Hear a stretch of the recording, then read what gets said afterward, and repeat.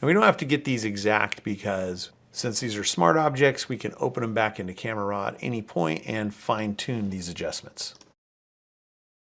Okay, so there is the lighter exposure. Now I'm going to add a black mask to this top layer, and that hides it.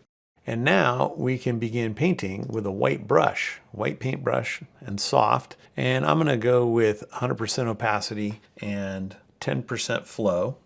And every one of these that you do is gonna be a little different, but you need to look at what is the light already doing in this scene.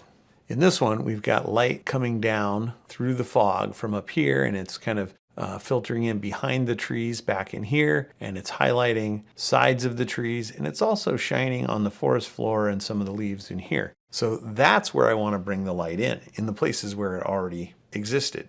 So for my initial bit, I'm going to just start up here at the top, and I'm going to click and start painting and start with a kind of an intense area there. And then I'm going to go to a larger brush and continue that, keep increasing the size of my brush and keep painting and painting that down into the scene where it's actually going. Now, like I said, this works great for this particular image. If the light in a different image is coming from a different place, it could look very different.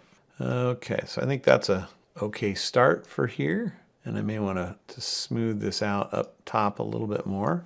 And already that's coming through and looking good.